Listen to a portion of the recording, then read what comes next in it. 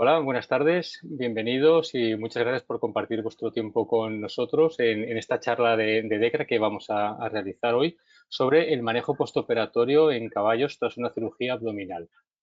Vale, presentaros un poco a las personas que estáis viendo en pantalla. Yo soy Carlos Segura, soy el responsable del área de caballos en DECRA, el responsable de marketing, y también tenemos a Gregorio Cebrián con nosotros, que es director comercial, ¿vale? También del área de Kino.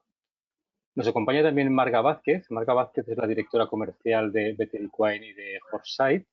Y contamos con la suerte de contar con Manuel Iglesias, que es licenciado en veterinaria por la Universidad Alfonso X el Sabio, donde realizó un internado rotacional, así como un máster en cirugía equina y obtuvo el título de doctor en veterinaria. También realizó la residencia europea en cirugía de grandes animales en la Universidad de Extremadura en Cáceres, donde obtuvo la diplomatura europea en cirugía. Actualmente es profesor de cirugía en la Universidad Europea de Madrid y bueno, os dejo con él para que os dé esta charla y que podáis aprender lo máximo posible de toda su experiencia. Deciros también que en la parte de la derecha tenéis un panel donde podéis dejar las preguntas que tengáis y al final de la charla yo se las trasladaré. Que disfrutéis de la charla. Manuel, todo tuyo. Muchas gracias, Carlos, por la presentación y, bueno, gracias a todos los patrocinadores, a DECRA, a Foresight, Better Equine, por hacer este seminario una realidad. Y, bueno, he intentado abordar este tema de la manera más general posible. Es un tema súper amplio. Nos quita bastante tiempo o nos ocupa bastante tiempo y mente cuando tenemos los caballos operados de cólico, de cirugía abdominal. Todo el posoperatorio es algo bastante importante. Entonces vamos a intentar tratarlo de la mejor manera posible. El índice que he pensado seguir es introducción al cólico quirúrgico, fases del posoperatorio, qué sabemos de supervivencia y de actividad deportiva en los caballos y el manejo de las complicaciones más frecuentes e importantes. Bueno, rápidamente, el cólico quirúrgico es la causa más común de emergencia en atención veterinaria en clínica de caballos, tanto en clínica de primera atención como en hospital, en cirugía pura y dura. Cabe reseñar que el 80% aproximadamente de los cólicos no se diagnostica en la atención primaria. Muchas veces se tratan y van bien, pero a veces el diagnóstico total no lo tenemos.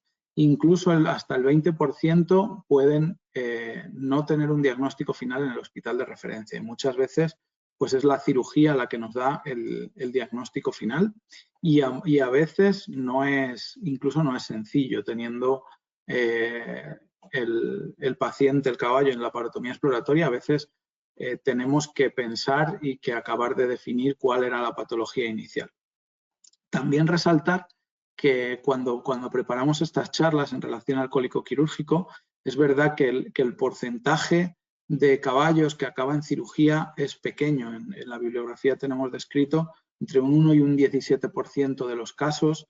Quizá la cifra con la que yo me quedo de otras veces es aproximadamente un 5 o un 10% como mucho de los caballos de la población en general los que se acaban operando. Entonces, podemos llegar a pensar, bueno, no son tantos casos y quizá no es que no necesite tener conocimientos, pero puedo quedarme en son casos menos frecuentes, pero la realidad, al menos desde mi punto de vista, es que bueno, los caballos que acaban en cirugía, pues la repercusión económica de los costes que requiere la propia cirugía, como el impacto emocional o la repercusión en la industria, si son caballos de alto nivel o bueno, simplemente el impacto emocional para los dueños, a lo mejor ese porcentaje pequeño de casos es de gran importancia, sin desmerecer desde luego los que no acaban en cirugía. A pesar de llevar obviamente muchos años los estudios científicos, la bibliografía que podemos revisar, incluso súper antigua respecto a la cirugía de cólico, Se han desarrollado diferentes técnicas quirúrgicas. Podemos ver en la bibliografía reciente algunos cambios respecto a materiales, respecto a pequeños detalles de las técnicas, pero desde luego la técnica general de exploración del abdomen pues es una cirugía clásica y con bastantes años de bagaje. Por supuesto se van apareciendo mejoras en la supervivencia, pero cuanto más bibliografía miramos y más ponemos números en común a hacer media, más se van al final a los porcentajes clásicos de cuántos caballos sobreviven a cirugía, cuántos de colon menor, o sea, cuántos de colon mayor, cuántos de intestino delgado son los que sobreviven y qué diferencias hay. Todo esto pues, nos lo da, como decimos, la bibliografía, tanto los libros clásicos como los artículos científicos que van saliendo recientemente. Respecto al cólico quirúrgico, pues es de vital importancia la remisión del caso, ya no que sea simplemente temprana, sino que seamos capaces de remitir, y hablo desde el punto de vista tanto de propio veterinario referente como de si somos nosotros la primera atención del caso o como si somos el cirujano. Vamos a querer que el paciente llegue en las mejores condiciones y ya no solo por la visión global del caso, sino porque es de gran importancia esa remisión para los cuidados posoperatorios. Ya obviamente es para la supervivencia general del caballo, pero nos va a tener mucha implicación en los cuidados posoperatorios.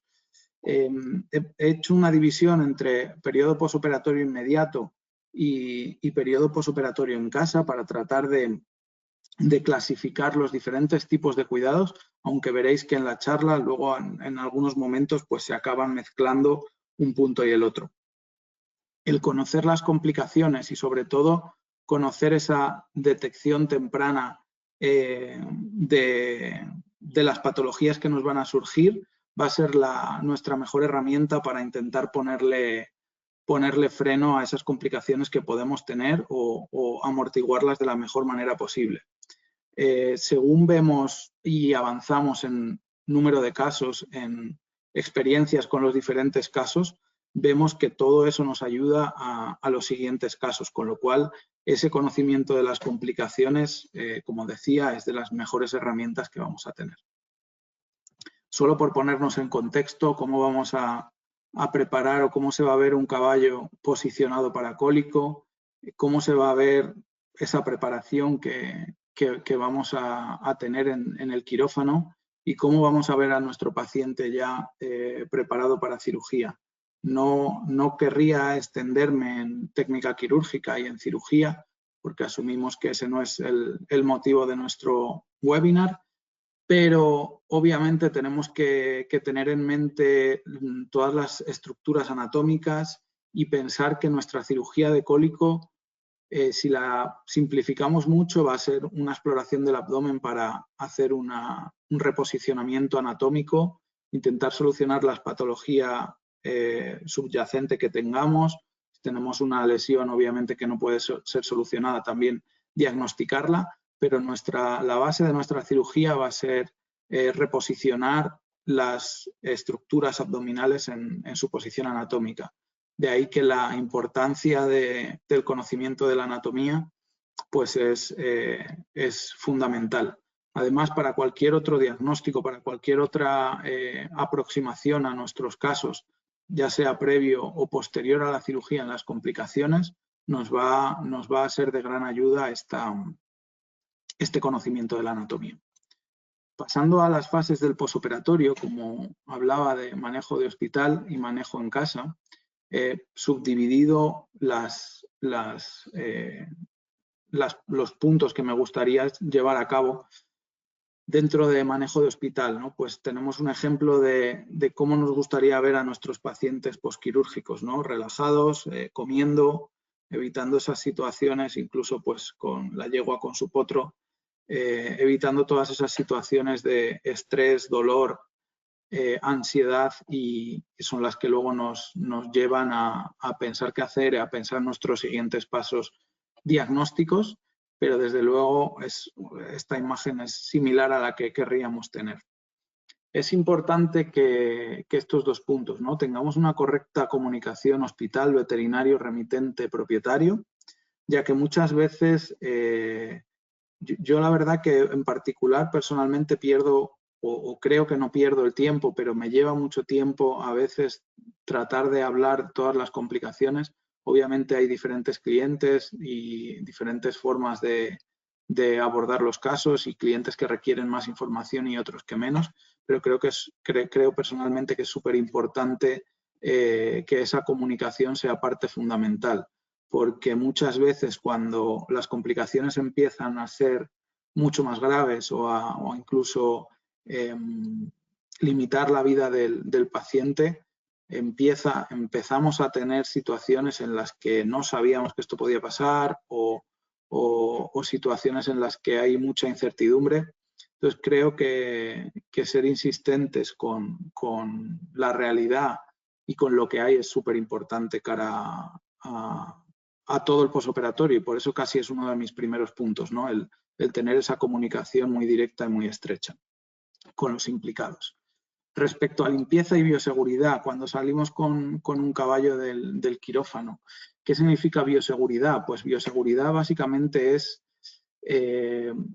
generar protocolos para disminuir agentes biológicos.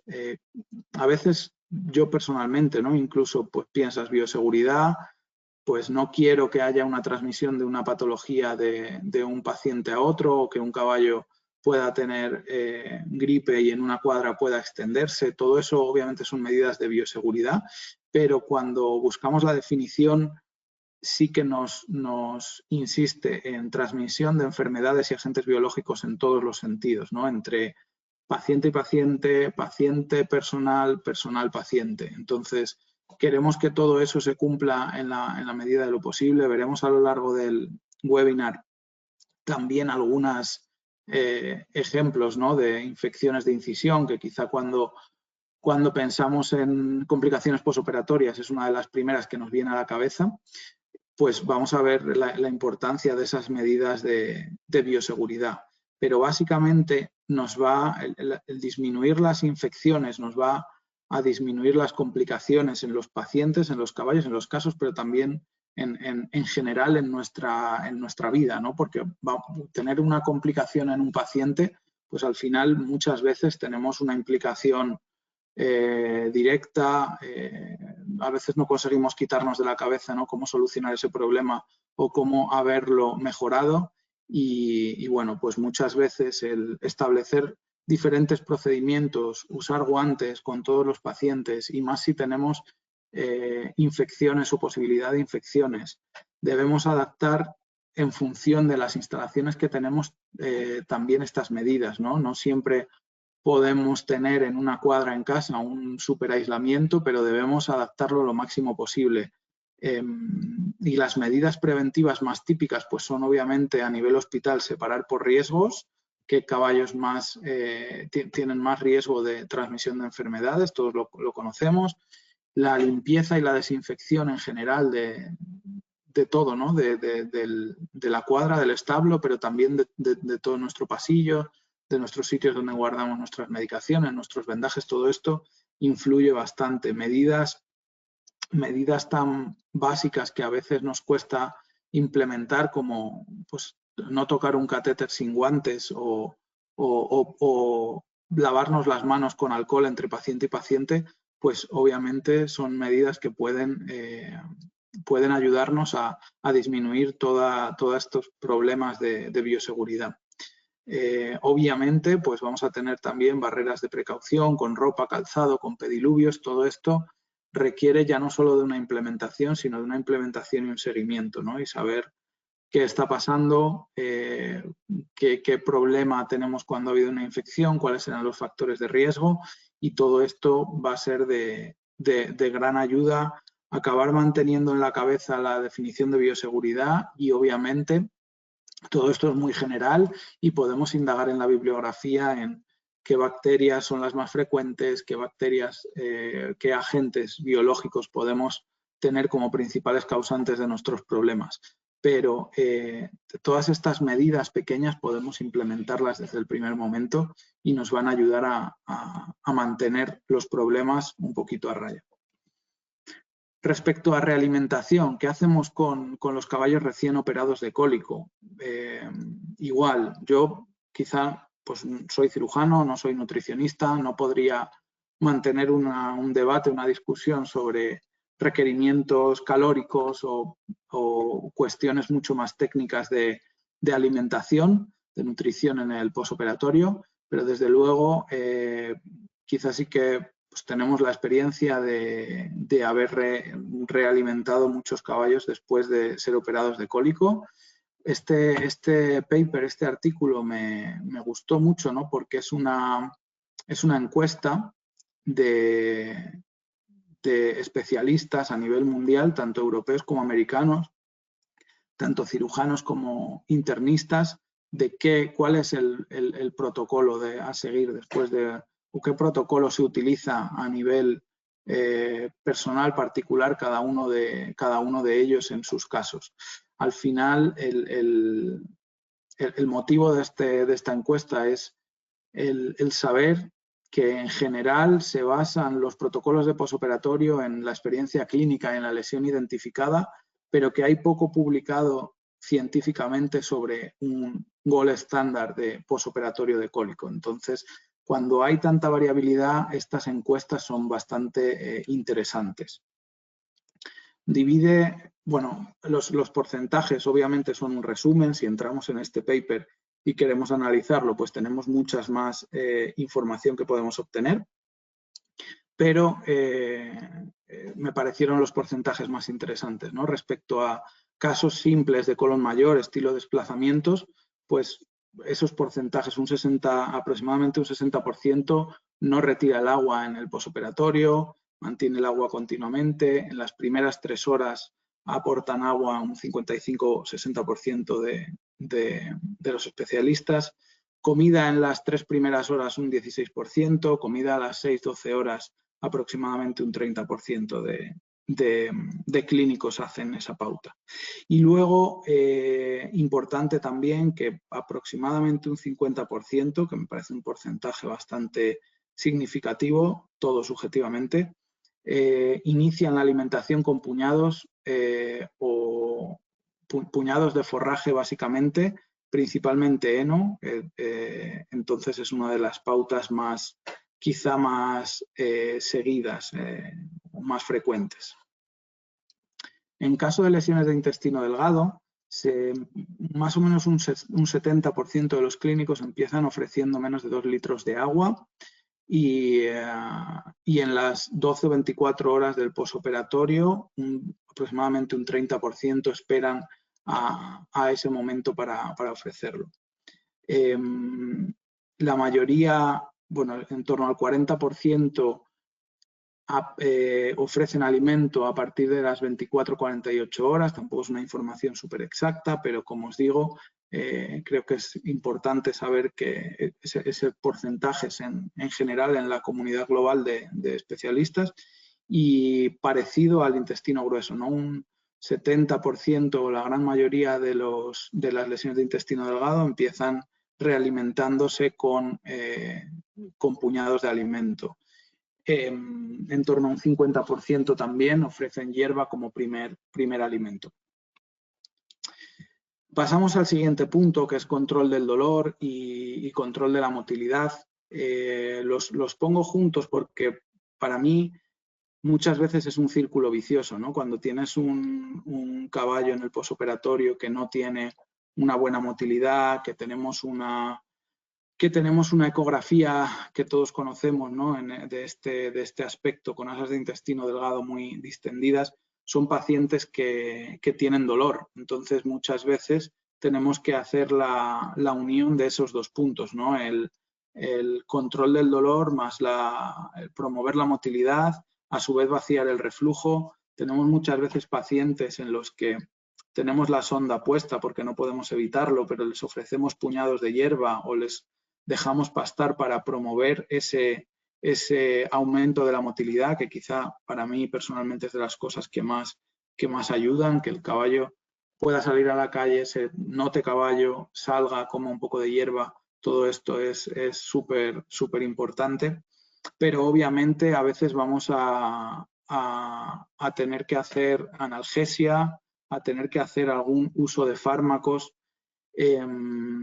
Muchos casos en los que tenemos picos de dolor, pues nuestra Salfa-2 y nuestros opioides, nuestro butorfanol o nuestra morfina, nos van a ayudar a quitar esos picos de dolor, pero a veces también incluso tenemos, esos picos se convierten en un poco más de tiempo y necesitamos poner infusiones continuas de alfa-2 y de opioides.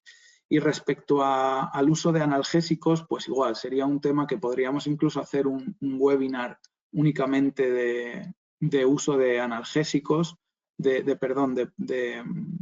fármacos de aumento de la motilidad, como son la eritromicina, la metoclopramida y por supuesto la lidocaína, que tantos años se ha usado, que parece que el mecanismo de acción claro es una disminución de la inflamación, no tanto el efecto procinético, sino ese control de la inflamación que puede hacer la lidocaína, puede ayudar a que el intestino empiece de nuevo a funcionar.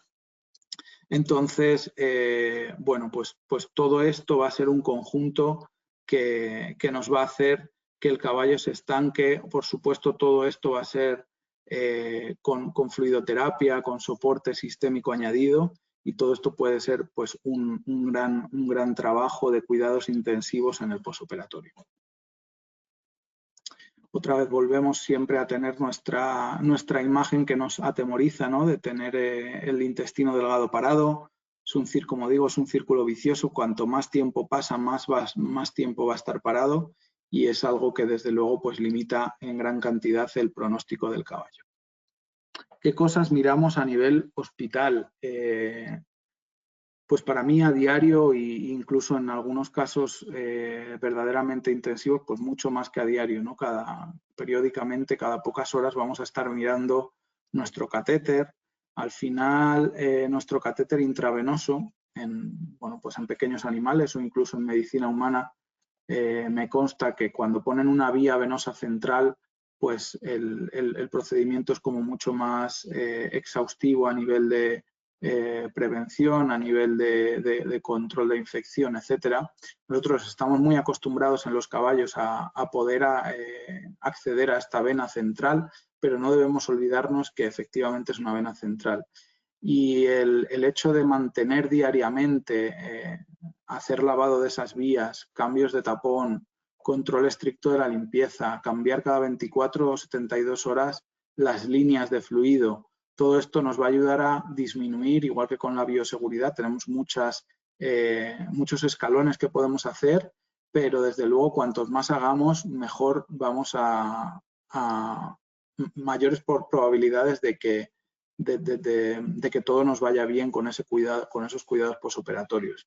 Infección de la incisión, vamos a hablar un poco más largo y tendido en las siguientes diapositivas, pero desde luego es algo que hay que vigilar y son puntos críticos. Y cascos, ¿no? Endotoxemia, igualmente hablaremos un poco más en concreto, pero desde luego son caballos que vamos a tener nuestro enfriamiento de cascos con hielos y vamos a valorar el uso de antiendotóxicos, plasma o algunos otros fármacos, porque desde luego son candidatos y sabemos que son complicaciones habituales. Entonces, estos 3 puntos son clave, que a veces si tenemos al caballo comiendo y estercolando parece que podemos respirar y ir más tranquilos con el posoperatorio, pero no debemos olvidarnos, aunque todo parezca bien, de estas otras 3-4 cosas que tenemos en mente. ¿Qué hacemos en casa, ¿no? ¿Qué instrucciones damos en casa? ¿Qué cosas nos preguntan los dueños? Pues he intentado también resumirlo en varios puntos. Monitorización general. ¿Qué tengo que mirar en mi caballo? Pues para mí depende del propietario, obviamente, ¿no? Todos sabemos y conocemos el propietario que casi no le va a hacer ni caso, por mucho que quiera el caballo o que tenga las esperanzas puestas, pues no va casi ni a acercarse. Pero si tenemos propietarios que pueden mirar frecuencias cardíacas, frecuencias respiratorias, temperaturas a diario, pues desde luego va a ayudar a intentar hacer esa prevención de complicaciones que decimos que nos puede ocurrir. Cámaras y sistemas de monitorización, pues por supuesto, cada vez vamos a tener más fácil tener una cámara en la cuadra, si no es con un sistema es con otro, con un sistema inalámbrico que nos envíe las imágenes. Y también sabemos que, yo no tengo experiencia personalmente, pero creo que debemos saber que hay todos estos sistemas, que hay varias marcas que se comercializan y que nos pueden enviar información a tiempo real de cardíacas, de respiratorias y de otros datos del caballo, de temperatura, para saber qué es lo que está pasando. ¿Qué vamos a hacer respecto a alimentación? ¿No? Pues ya hemos pasado también los momentos más críticos porque hemos mandado el caballo a casa. Vamos a tener siempre agua a libre disposición. Y respecto al alimento, pues igual, como os comentaba antes, no soy nutricionista y podríamos hablar largo y tendido o tener mucha más información, pero para mí la alimentación del postoperatorio de un cólico se resume bastante en fibra corta, alto contenido en fibra. Si los caballos comen 2 o 3 veces, si podemos darles 4 o 5 va a ser lo que les vamos a recomendar. Y desde luego, casi que lo más importante va a ser que puedan pastar, que puedan comer hierba, que puedan hacer vida de caballos. Ejercicio, ¿qué vamos a hacer? ¿No? ¿Cuál es la típica pregunta? ¿Qué hago con mi caballo? Pues normalmente van a ser 2 o 3 meses de reposo. Quiere decir que hablo de normalmente cuando no todo va a ir bien y no tenemos ni una mínima complicación. Cuando tenemos complicaciones, pues vamos a reevaluar en función de todo, porque cada caso va a ser un mundo. ¿Pero qué quiere decir reposo? Pues en esos 2 meses vamos a tener paseos de la mano, porque algunos dueños pues nos comunican que, bueno, pues lo dejo en una cuadra 2 meses, que es muy tranquilo y ya está. Ese paseo de la mano es importante para que el músculo cicatrice y para que las estructuras se vayan adecuando a una correcta cicatrización. Y a partir de los 2 meses pues empieza a trotar o empieza desde luego a aumentar el tiempo de paso hasta empezar a los 3 meses a hacer algo más serio. Respecto a monitorización del sitio quirúrgico, ¿qué le decimos a los dueños? Pues monitorizar cualquier signo de infección. Más sobre todo vamos a tener en los primeros 7 o 10 días, que es cuando estamos en el hospital, pero después tenemos que decirle que la típica instrucción es mirar el vendaje a diario, que parece que todo está bien. Si tenemos vendaje, mirarlo, si no lo tenemos también. Que parece obvio, pero que hay que asomarse y mirar la incisión.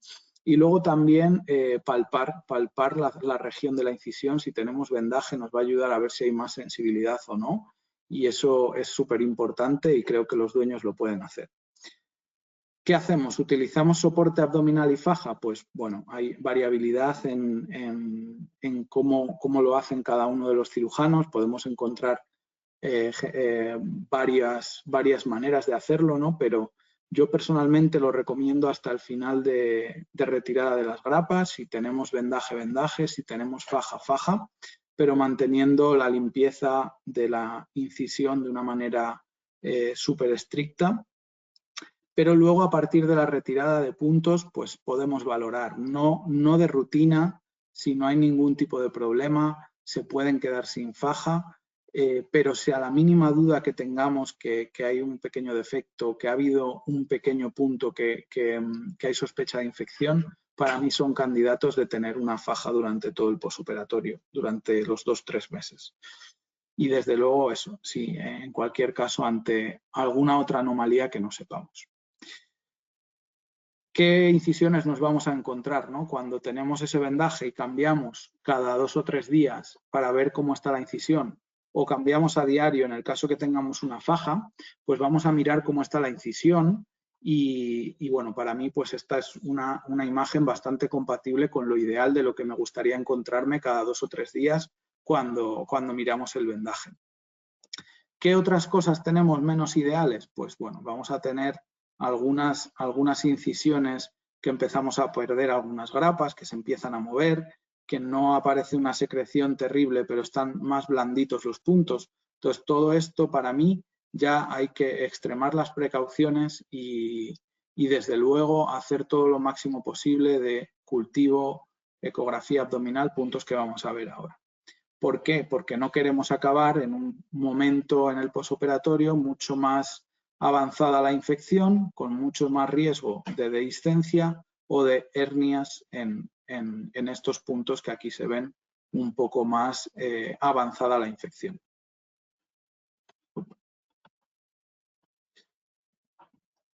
¿Qué hacemos entonces ante estos casos? Pues, como os decía, vuelvo a la bioseguridad, minimizar la dispersión. No queremos que si tenemos varios casos, ir con los guantes de un lado para otro, poner todas estas secreciones en un cubo de basura común o utilizar un sitio para hacer las curas que luego tenemos al siguiente caballo con una incisión bien. Mejorar el drenaje. Muchas veces aquí veis que faltaban grapas, pero alguna grapa hemos quitado en esta incisión. Muchas veces vamos a quitar alguna grapas o sutura, o como sea la técnica que hemos hecho para cerrar, y desde luego hacer una limpieza periódica. Nos lo va a mandar básicamente la propia evolución del caso, y desde luego siempre que sea posible tomar cultivo. Aquí es donde os decía que se mezcla un poco el manejo en casa con el manejo en el hospital, porque obviamente esto es ya más de hospital, pero hemos ido a cómo monitorizan en casa si hay un problema. Y luego vamos a la mayoría de los casos a hacer una ecografía de la región de la incisión. Nos va a dar información. Aquí hay una imagen de un artículo en la que vemos la normalidad real. La marca es la línea alba y aquí tenemos los dos músculos rectos del abdomen, que son los que forman la línea alba. Entonces, esta es la imagen normal, absolutamente normal. Aquí tenemos el inicio del peritoneo, esto será grasa retroperitoneal, y lo que queremos es ver cuánto acúmulo de secreción tenemos en esta región cuando hacemos este corte transversal a lo largo de la incisión y cuánto tenemos de continuidad de la pared muscular. A veces vemos que esto está recubierto por un tejido y la infección está mucho más en esta zona superficial, pues quizá nos podemos quedar más tranquilos. Y bueno, para esta ecografía yo también siempre suelo tener cuidado y empezar por las regiones, aunque obviamente todo está comunicado, ¿no? Pero empezar por las regiones que están más secas y que no tienen secreción y acabar en las zonas de secreción para, una vez más, minimizar esos riesgos de bioseguridad. Lo que os decía, estas gasas, este material de vendaje que tenemos con secreción, mucho cuidado en cómo tratarlo, cómo tirarlo siempre en un cubo, en un sitio, olvidarnos de dejarlo por ahí en una esquina de la cuadra, si es en casa o si es en el hospital, y tratarlo con mucho cuidado por la posibilidad de tipos de agentes bacteriológicos que tenemos en estas secreciones. ¿Cómo es como manejamos estos casos? Pues obviamente nadie los queremos, siempre lo evitamos desde un inicio, el tener, a mí me hace reflexionar tener estos casos, siempre que haya una duda en la esterilidad, a cualquiera que esté ayudando en la cirugía, por favor, merece la pena parar, cambiar, hacer lo que sea e invertir el tiempo ahí para luego no tener complicaciones de este sentido. Entonces, bueno, pues guantes estériles siempre que se pueda, por muy infectado que esté, vamos a intentar no contaminarlo más. Solemos poner empapadores para que la secreción que tengamos aquí, aunque luego vayamos a limpiarla, vamos a tirar. Entonces, aumentar medidas de bioseguridad si tenemos infecciones. Vamos a, como os digo, ¿no?, curar estas heridas casi a diario y el caso nos va a mandar cuánta secreción va a haber. Algunos otros ejemplos que evolucionan a un defecto mayor. Luego vamos a ver que estos casos obviamente son candidatos a poder tener más riesgo de hernia abdominal y por lo tanto ser más candidatos a un posoperatorio mucho más largo en el que van a tener que llevar sí o sí un soporte abdominal y vamos a necesitarlo. Y bueno, luego algunos casos más extraños. Este vídeo no se ve tan bien, pero bueno, obviamente yo no lo podré olvidar durante mucho tiempo, espero casi nunca, porque era un caballo que no presentaba signos de infección, pero aquí básicamente estamos viendo que todo el soporte abdominal está en las grapas, porque lo que vemos inmediatamente debajo, no sé si aprecia en el vídeo, es el colon. Entonces hay algunas infecciones y está descrito que no son purulentas, que no supuran, pero que podemos encontrárnoslas. Entonces, de ahí esa hincapié en prevención y en examen constante y continuo de nuestros casos. Algún otro caso, pues mucho más obvio, ¿no? Con aquí un vendaje con un montón de secreción. Esto casi siempre, como os decía, va a ser en el hospital. Es raro que mandemos los caballos a casa a los 5 o 7 días, 7, 10 días, y a partir de ahí empiecen, sino que la infección casi siempre va a aparecer antes. Y bueno, estos casos pues van a requerir de, como os decía, quitar algunas grapas, mejorar el drenaje. Incluso a veces necesitamos quitar un poco de tejido, de sutura del subcutáneo. Hablo siempre de grapas, pero porque en mi caso estoy acostumbrado a cerrar las laparotomías así, pero es verdad que podemos encontrar también una variabilidad muy grande, algunos artículos incluso que pueden asociar el uso de grapas con mayor infección. Bueno, hay una variabilidad muy grande también de técnicas precisas, de formas de cerrar una laparotomía. ¿Cómo vamos a ver? Pues bueno, algunas evolucionan más, otras evolucionan menos. Muchas veces no queremos hacer mucha cura para no diseminar más la infección.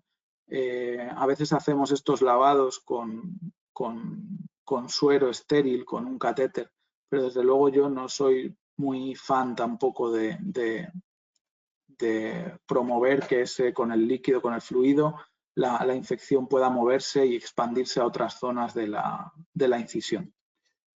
Y bueno, por supuesto, pues estos casos que tenemos así ya van a requerir sí o sí de un soporte abdominal.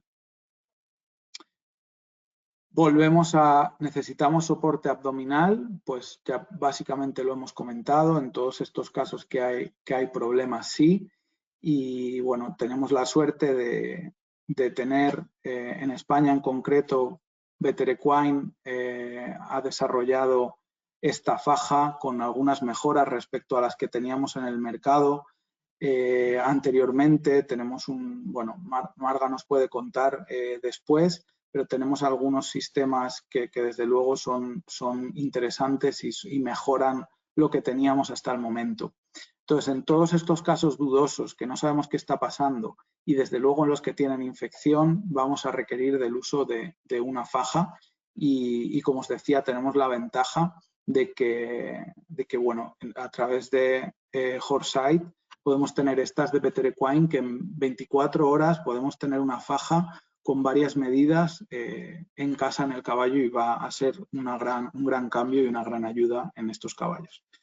La bibliografía pues nos dice que generalmente artículos hay bastantes antiguos de que el uso de vendaje en el posoperatorio va a disminuir la cantidad de complicaciones. Yo he visto también algunos sitios en los que se trabaja sin vendaje y algunos cirujanos trabajan sin vendaje y bueno, es su protocolo y tampoco quizá pueda cambiar tanto, pero creo que lo más generalizado a nivel casi me atrevería a decir mundial, pues es utilizar al menos una cobertura, sea una faja, sea un vendaje en los días de posoperatorio más inmediato.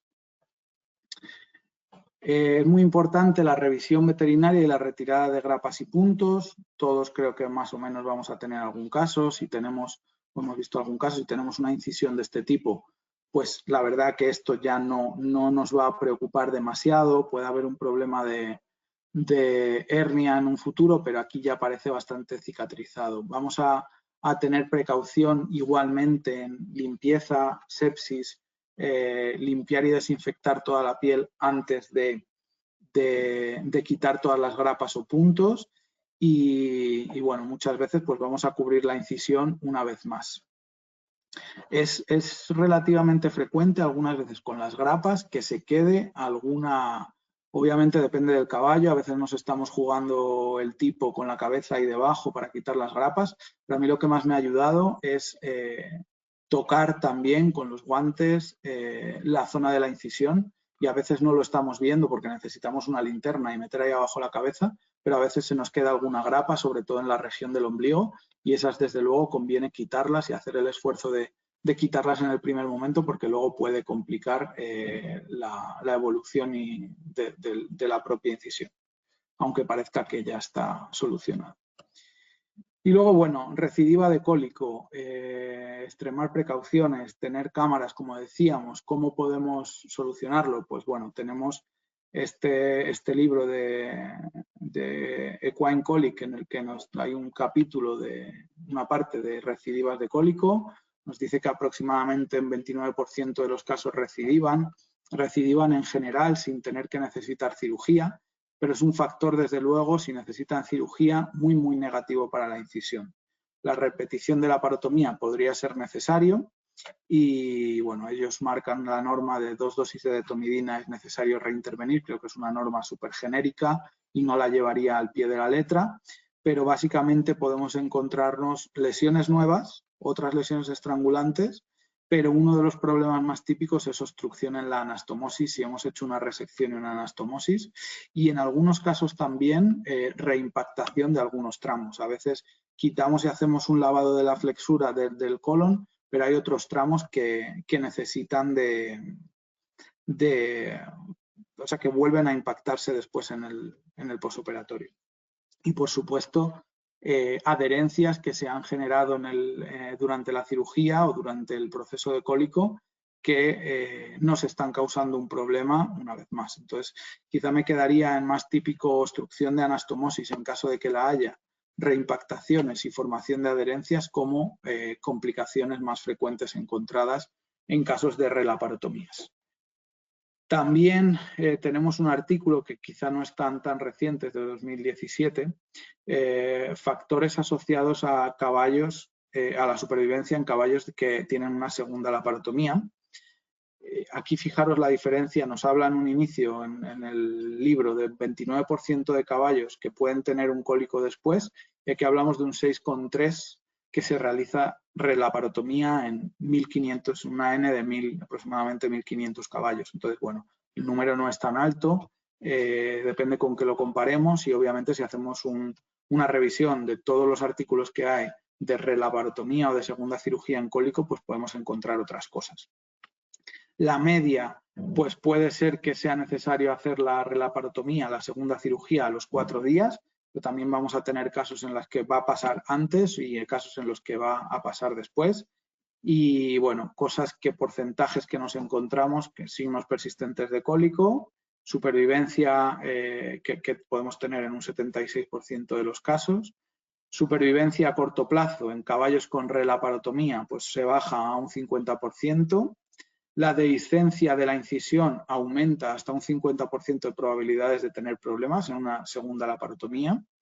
Y, bueno, podemos encontrar algunas cuestiones como reflujo en un peritoneo, peritonitis séptica en comparación con primeras cirugías, pero quizá lo más importante es saber que una segunda cirugía nos va a aumentar en mucho nivel, en mucho porcentaje, la posibilidad de problemática a nivel de la incisión.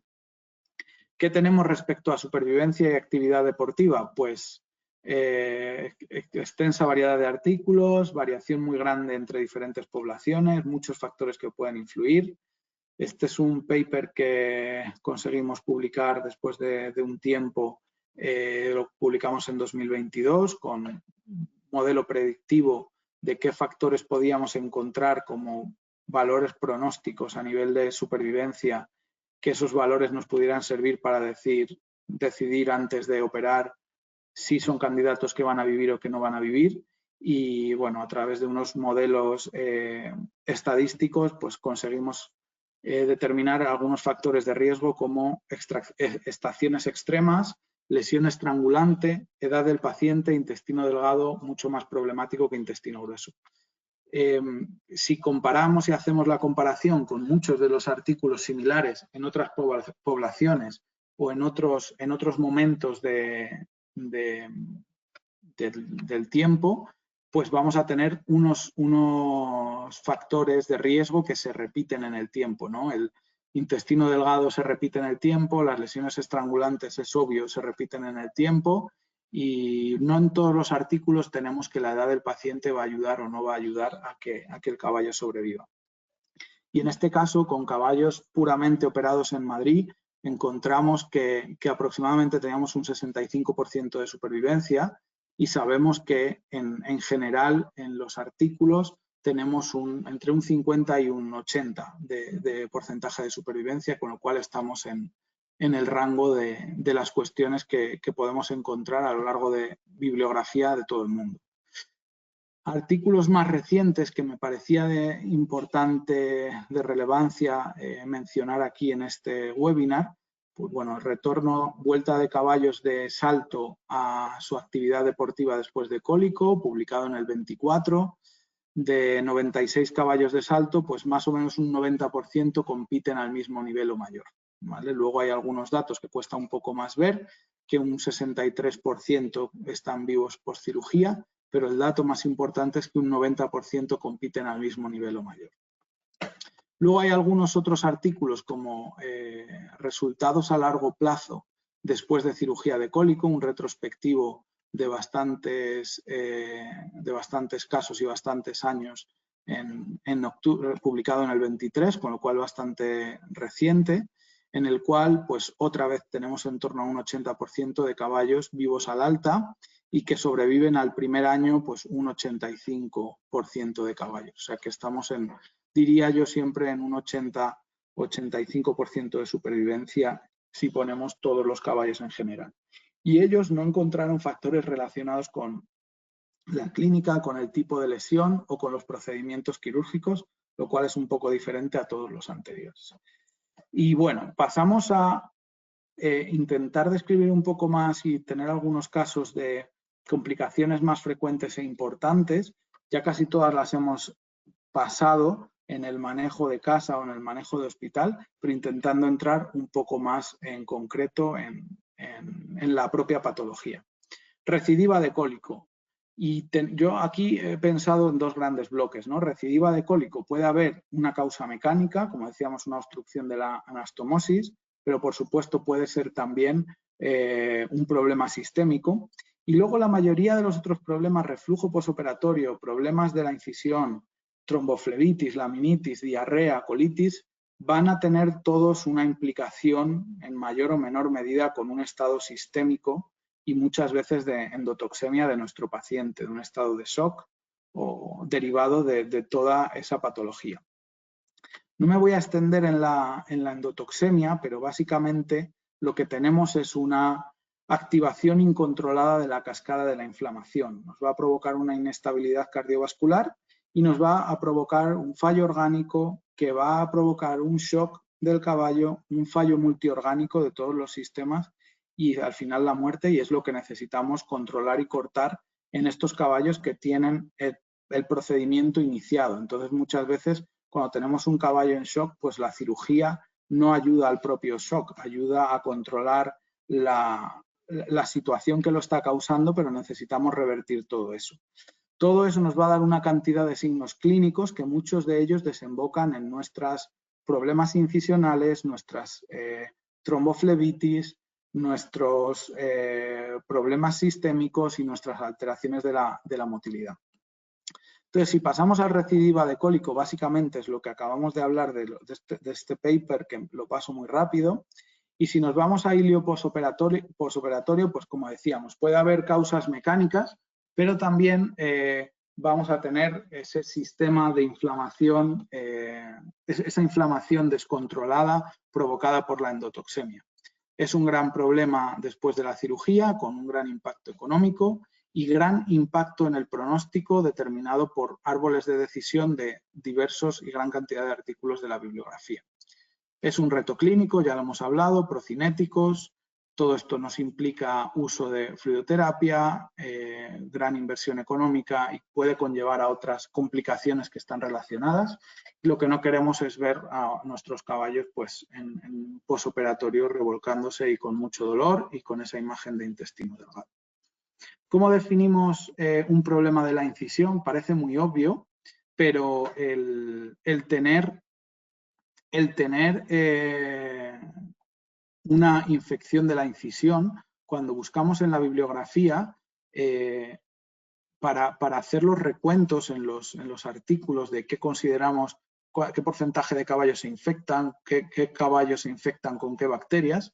Es algo que a mí me llamó la atención del estudio de esta bibliografía, porque no es tan fácil definir a nivel teórico qué es una infección. En algunos artículos se cuenta desde la primera gota de secreción serosa que sale de una incisión, en otros hasta que no hay una dehiscencia no se cuenta como infección, en otros si hay una inflamación ya lo cuentan como infección. Entonces no es tan fácil. A nivel clínico, pues yo lo resumiría a lo que os decía: ante cualquier alteración de la normalidad, para mí es una infección más leve o más importante, y vamos a hacer ecografía de la línea alba, vamos a tratar la incisión sistémicamente, pero son casos en los que el soporte abdominal es muy necesario.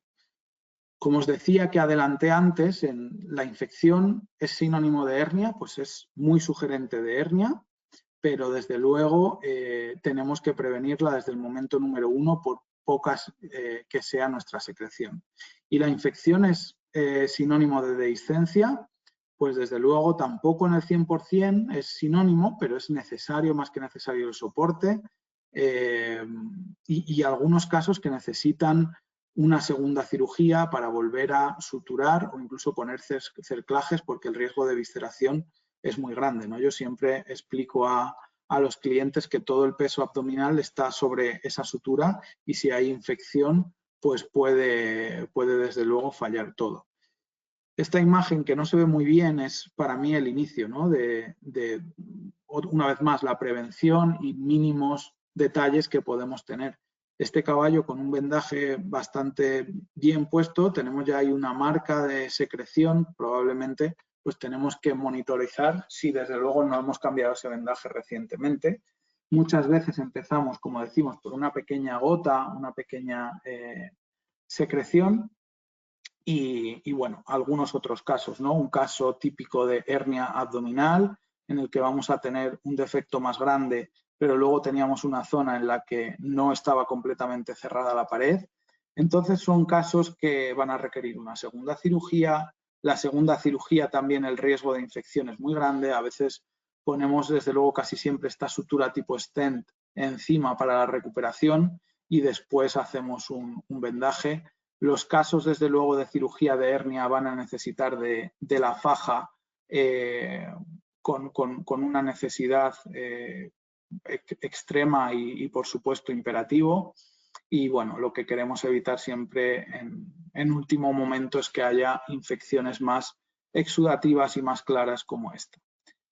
Casos así, pues desde luego hernia es muy sugerente, no es imperativo que vaya a tener, pero si os fijáis, creo que se verá bien, aquí tenemos un trozo de sutura de la propia pared abdominal. A veces esas suturas se sueltan, tenemos que quitarlas.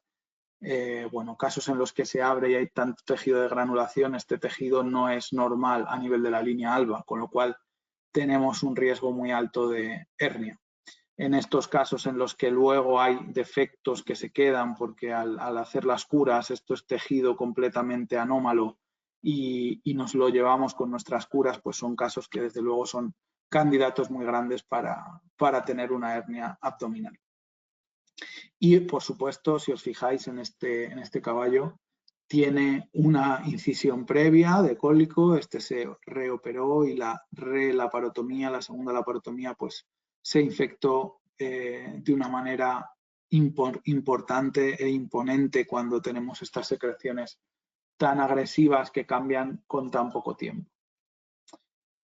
Bueno, eso es limpia, pero desde luego un aspecto horrible, parece que todo se va a abrir. Esto es lo que queremos evitar en todas las circunstancias.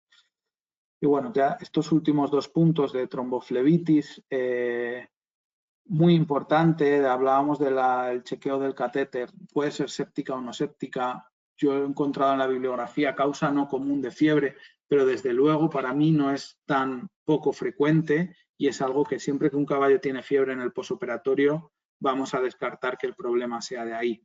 Descrito como tal está en menos del 1% de los casos, pero vamos a hacer una evaluación diaria de la vena, no se nos puede olvidar, de la vena yugular, y desde luego vamos a mirar con ecografía a la mínima duda que tengamos. Cambiar catéteres y sistemas cada 72 horas, Ante la duda, cultivar la punta del catéter está más que descrito.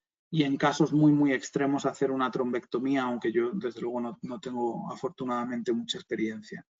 ¿Qué vamos a tener de información? Pues bueno, la ecografía nos va a dar una imagen más temprana de los trombos o flebitis que se pueda formar alrededor. Vamos a ver a lo mejor flujos anómalos con el Doppler o vamos a ver puntos de... Aquí tenemos flujo sanguíneo en toda esta zona, pero todo esto es un inicio de trombo que casi siempre se va a dar en la punta del catéter mucho más que en el inicio por donde entra en la piel. Podemos tener problemas así de un poco de infección subcutánea en la entrada, pero suelen ser menos, o creo que suelen ser menos importantes estos que los que se provocan en la punta, en el extremo distal del catéter, que suele ser donde valoramos con ecografía y tenemos más prevalencia de que ahí aparezcan trombos y coágulos, desde luego. Y bueno, por último y no menos importante, casos de laminitis, más o menos diarrea, obviamente no tienen por qué ir juntas, pero son casos de endotoxemia puros, los cuales nuestra prevención con hielos va a ayudar y con otros sistemas, igual la laminitis y la diarrea por separado podrían ser temas que podríamos hacer webinars completos de ellos, pero básicamente pues vamos a tratar estos caballos con prevención, con plasma, con heparina sódica, vamos a dar soporte en los cascos, hacer radiografías de control, cosas que creo que como clínicos de caballos pues conocemos, pero todo esto obviamente va dentro de un programa de cuidados intensivos y va dentro de un programa que a nivel hospital pues vamos a intentar monitorizar con hemogramas seriados o un poco a demanda, a veces en función del resto de sintomatología clínica. Ese hemograma y esa fluctuación de neutrófilos, de glóbulos blancos, pues nos va a ayudar a intentar prevenir o tratar con un poco de tiempo más de adelanto algunas patologías tan serias como estas. Y bueno, como conclusiones, creo que ser meticulosos y sistemáticos en el control y en la prevención va a ser lo que nos va a ayudar a ya no tanto evitar esas complicaciones, porque si las tenemos descritas en la bibliografía es porque existen y pasan, pero sí a minimizarlas, a disminuir esas probabilidades de aparición y a utilizar medidas preventivas, utilizar el ecógrafo, tanto para la incisión como para las yugulares. No nos cuesta nada, tenemos siempre un ecógrafo a mano, podemos valorar y tener más información. Y bueno, conocer todos estos factores de riesgo de los que hemos hablado hoy, pues nos ayuda a poder prevenirlos y tratarlos. Y gran parte de todos estos problemas tenemos que saber que hay una causa sistémica, ¿no? Y es esa respuesta inflamatoria descontrolada que va a hacer que los caballos pues acaben teniendo esas complicaciones distribuidas por todo el organismo y que son a veces tan difíciles y tan tediosas de tratar. Y bueno, nada más. Muchísimas gracias a todos, a los patrocinadores, a todos los asistentes que estáis y bueno, esperamos que os haya gustado, que es un tema muy extenso, que quizá puede haber sido muy superficial, pero creo que está bien tener un repaso sistemático de todos los puntos o de la mayoría de los puntos críticos que podemos tener en un posoperatorio. Gracias. Muchas gracias, Manuel. La verdad es que muy interesante, muy claro, muy aplicable, ¿no? Que lo que buscamos en estas charlas, que la información que recibimos, que nos la podemos llevar a nuestro centro y aplicarla y que no sea cosas que, ostras, me gustaría tener ese aparato tan chulo que me han presentado, pero que a lo mejor no tendré nunca, ¿no? en mi vida profesional. Sí. O sea que muy interesante. Para la audiencia, si tenéis alguna pregunta que queréis aprovechar, porque la verdad es que está todo tan claro que no han puesto ninguna pregunta. Ahora acaba de entrar un comentario, a ver qué pone. Nos preguntan desde Argentina que querrían saber tu experiencia en el manejo tópico en casos de infecciones incisionales y cuáles son los agentes bacterianos que en tu experiencia generalmente tienen mayor prevalencia. Bueno, hay un estudio ahora de 2020 en el cual, bueno, no es tan reciente ya, pero básicamente habla de prevalencia más alta enterobacterias, Staphylococcus, Enterococcus. La verdad que es una respuesta a lo mejor incluso un poco ambigua, perdón por la luz, pero bueno, también desde luego E. coli es muy frecuente encontrar en nuestras incisiones, todos los microorganismos que están en las cuadras con nosotros, entonces esos son los más habituales. Y a nivel tópico, pues la verdad que de las mejores cosas que lo que yo más importancia pongo es en todas esas cuestiones de bioseguridad, de limpieza y de quizá más desinfección y asepsia que uso de antibióticos locales, porque es verdad que tradicionalmente hemos utilizado mucho antibiótico local para poner en los lavados, pero también con las regulaciones, el uso de recetas, etcétera, pues cada vez estamos utilizando más únicamente lavado con suero, desinfección local de la zona con nuestro betadine, clorexidina, con lo que queramos, y desde luego hacer curas locales muy frecuentes, ¿no? No tener ahí caballos con los vendajes muchos días, cambiarlos a diario, si es necesario cambiarlos por la mañana y por la tarde, quitar esa secreción que está ahí en las gasas,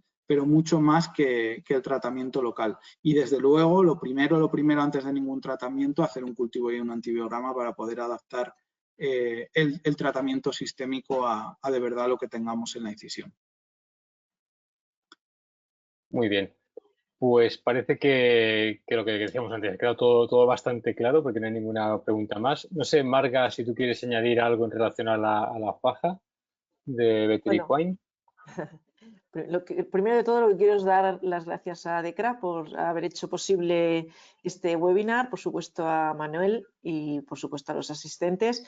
Pues nada, que sepáis que tenemos una faja posquirúrgica para temas de cirugías abdominales en España. Es una faja muy cuidada, está mejorando día a día, es decir, la acabamos de sacar en noviembre y ya tenemos la versión nueva y nada, la tenéis a vuestra disposición. La faja tiene un valor añadido que es el cobre, que intentamos con ello pues tener una zona de control que ayude a minimizar el riesgo pues de todo lo que estamos hablando, de problemáticas relacionadas con infecciones, con discencias y demás. Así que nada, Horsight es el distribuidor oficial para la faja y nada, pues cualquier cosa, cualquier duda que necesitéis, cualquier información, pues nada, contar con nosotros, nos enviáis un correíto y nada, estaremos encantadísimos de ayudaros con esto. Nada, muchas gracias a todos. Muy bien. Mira, aquí ahora en el tiempo de descuento ha entrado una pregunta, así que la traslado y ya con ella cerraremos.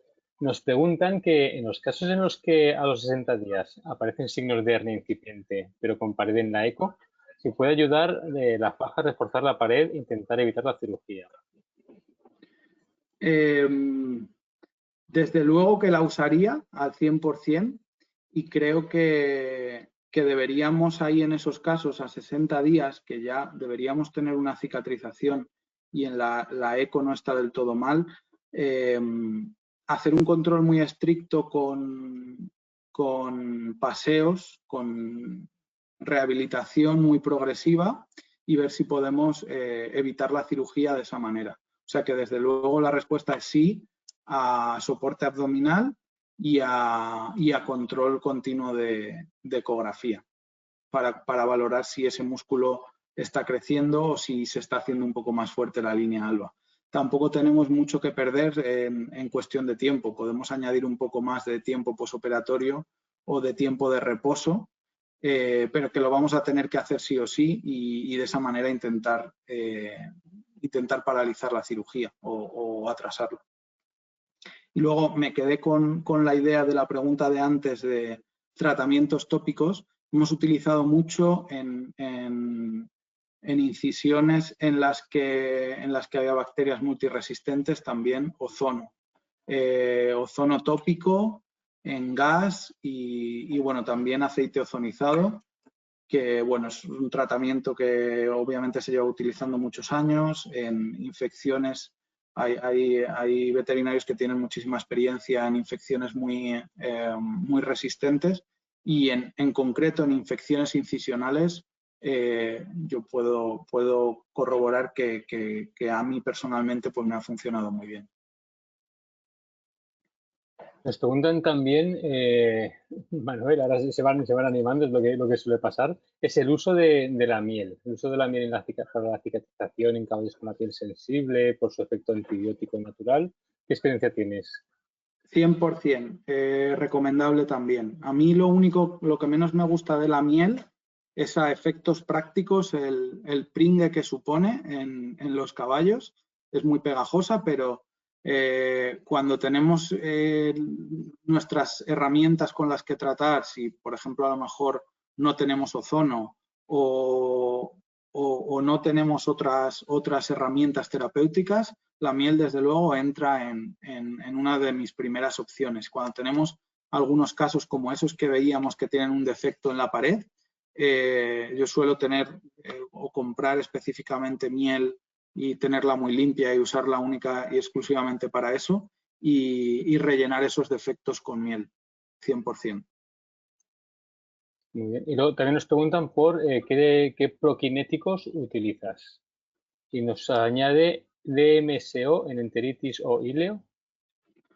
DMSO, la verdad que cada vez menos y menos. Nuestro principal, la verdad que es un debate eterno porque hay muchísimos artículos científicos sobre el uso de la lidocaína. Quizá la primera línea es lidocaína. Mi primer abordaje en ilio paralítico sería la lidocaína. Y luego empezar si no funciona a los 3 días, normalmente 2-3 días, pasar a metoclopramida o incluso eritromicina también. Ese sería así a nivel teórico, obviamente cambia según el caso, pero a nivel teórico sería lo que respondería como opciones. Muy bien. Pues ahora sí, Manuel, de nuevo, muchas gracias por tu exposición y por responder a las preguntas de la audiencia. Gracias a la audiencia por acompañarnos. Por supuesto, también a Marga y a Gregorio por estar aquí con nosotros. Y comentaros que este webinar estará grabado y lo guardaremos en la DECRA Academy, ¿vale? Durante estos días, cuando esté hecho, os mandaré un mail para deciros que ya está disponible, para que podáis revisionarlo y, bueno, que lo tengáis a vuestra disposición. Así que, sin más, me despido, que paséis buena noche y que vaya todo muy bien. Muchísimas gracias. Chao. Gracias.